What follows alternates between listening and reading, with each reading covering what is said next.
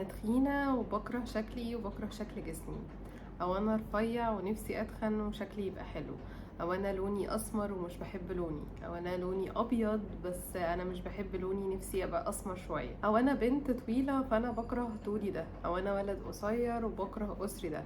وكمل من الكلام ده كتير قوي باختلافنا كلنا. كل واحد فينا شايف حاجة فيه مش حلوة فبيبقى شايف ان هي اكتر حاجة كاره نفسه علشانها في الشكل.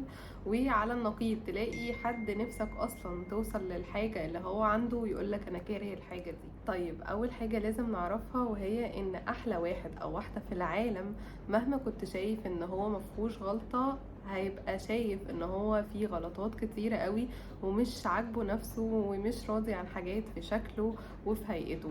والدليل على كده شوف مين اكتر حد انت بتحس ان هو بيرفكت في كل حاجة وروح اسأله وقول له هو انت شايف ان انت فيك حاجة غلط، هيرد عليك بلستة حاجات فيها حاجات كتيرة قوي غلط فيه ومش عاجباه ونفسه يغيرها وان هو مش شايف نفسه حلو فيها. طبعا اللي هيرد عليك كده بالنواقص اللي فيه ده شخص سوي وصريح، لان في ناس تقولك انا محبش ان انا ابين ان انا فيا او في شكلي حاجة مش عاجباني، وبالرغم ان احنا كلنا بيبقى فينا حاجات مش عاجبانا او حاجات. المشكلة ان معايير الجمال والبرفكشنزم زادت قوي الفترة اللي فاتت في حياتنا، وبقى الموضوع فعلا كأنه بيعة وشروة، اللي هو انت محتاج تغير الحاجة الفلانية علشان حياتك تبقى احلى، او انتي محتاجة تغيري في شكلك الحاجة الفلانية علشان شكلك يبقى احلى.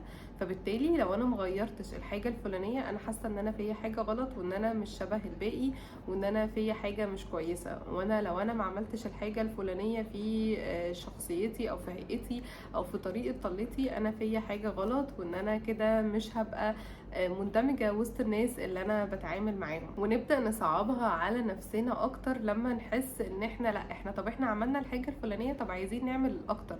ودلوقتي بقى الموضوع ده منتشر فعلا ان هي يبيع لك الفكرة اللي هي لو انت عملت الحاجة دي انت هتبقى مرتاح في حياتك، انت لو غيرتي في شكلك الحاجة دي انت هتلفتي الانتباه اكتر، او انت لو عملت الحاجة الفلانية انت هتوصل اكتر. وكلها بتبقى حاجات سطحية جدا ليها علاقة بشكلنا وهيئتنا، فبنحس ان احنا دايما مضغوطين او بنحس ان احنا دايما مش كفاية مهما عملنا ومهما غيرنا. وكلنا واحنا مش حاسين بقينا نضغط على بعض بمعايير الجمال اللي هي اصلا تختلف من شخص لتاني، بس بقيت انا احط معايير جمال وانت كمان تحط معايير جمال فنحس ان احنا ايه، لا ده انا في عندي اكتر ان انت تقدر تبقى احلى بالشكل الفلاني والشخص التاني لا انت احلى بالشكل الفلاني. تحس ان كلنا بنضغط بحاجة زي كده، حاسين ان لا عايزين نوصل لده وعايزين نوصل لده، بالرغم ممكن جدا اللي انا شايفاه حلو انت شايفه وحش، واللي انت شايفه حلو انا شايفاه وحش. اللي عايزة اقولهولك هي ان لو انت عايزة تخسي علشان صحتك وعلشان تبقي قادرة يبقى عندك طاقة اكتر في يومك، طبعا خسي وغيري من شكلك وانت ساعتها هتبقي راضية عن نفسك. بس لو انت عايزة تخسي لان انت كارهة نفسك، مش حابة نفسك، حاسه ان انت مش مقبوله وسط الناس بسبب شكلك، لا يبقى اقفي واقفه مع نفسك وفكري واهدي كده وافهمي ان انت حبي نفسك للي جواكي، حبي نفسك لجوهرك، شوفي انت اصلا شخصيتك تتحب فعلا ولا لا. واراهنك ان انت هتلاقي ان شخصيتك فيها حاجات كتيره قوي حلوه ملهاش علاقه خالص بهيئتك من بره. ولو انت عايزه تغيري حاجه في شكلك بعيدا طبعا عن فكره الحرمانيه اللي هي شيء اساسي، بس خلينا نبعد عن النقطه دي دلوقتي، انت بتغيريها عشان تحسي ان انت مقبوله وسط اللي حواليكي، بلاش تعملي كده. صدقيني الفكره ان انت حتى لو غيرتي من نفسك انت برضو بعدها مش هتحسي انك مرتاحه، هتبقي مبسوطه وقت مؤقت قوي وبعدها هتحسي ان انت عادي جدا انت رجعتي لنفس الضيقه او حسيتي انك مش كفايه فعايزه تعملي اكتر واكتر. صدقيني ربنا خلقنا باحسن صوره وباحسن شكل، بس الحاجات اللي احنا بنبوظها نحاول ان احنا نصلحها في شكلنا لان احنا اللي بنكون سبب فيها. بس الحاجات اللي هي خلقت ربنا هي زي ما هي كده، بلاش ان احنا نيجي جنبها. وكل واحد طبعا حر في اختياراته وانا مش بجبر حد يعمل اي حاجة، بس انا مجرد بنصح ان احنا بجد كلنا نحاول ان احنا نتقبل نفسنا وشكلنا زي ما احنا وما نبصش لمعايير الجمال. وصدقوني اللي واثق من نفسه هيبان عليه حتى لو كان شكله ايه.